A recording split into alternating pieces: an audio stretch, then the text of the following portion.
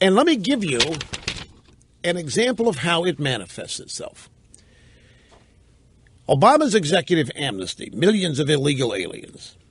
Ramifications are now beginning to surface. Tucson, Arizona police say that they are no longer going to enforce Arizona's landmark immigration law.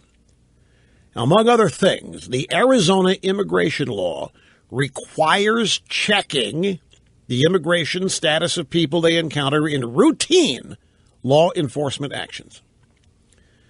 But now the police will only check immigration status if a person has a prior serious felony, has gang affiliations, or poses a national security threat.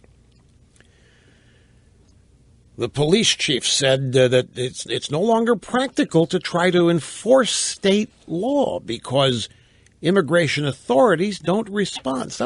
State? The police chief says it doesn't make any sense. It's not practical for us to enforce the law on immigration because federal immigration authorities don't respond. For example, since July, his officers have called Border Patrol 11,000 times in the course of their daily duties. They've gotten 94 replies. Since July, they called Border Patrol 11,000 times, 94 replies. He said it's a futile effort to try to enforce the law that was just signed into law here in Arizona. Now, the chief here has been a vocal opponent of the law, and he understood that he was obligated to enforce it.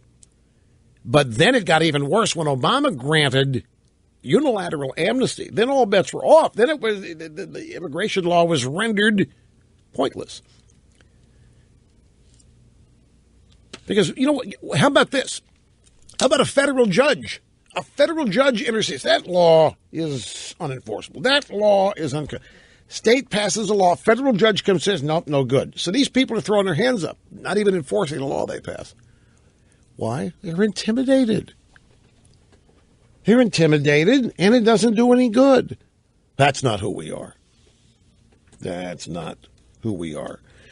The President of the United States, who has a constitutional duty and swore an oath to uphold the law, instead uses his position to ignore laws that he and his party don't like. And instead of using every constitutional weapon in their arsenal to fight this gross abuse of presidential power, leaders of the opposition are also intimidated. The Republicans, you want to talk about intimidated? You want to talk about censorship?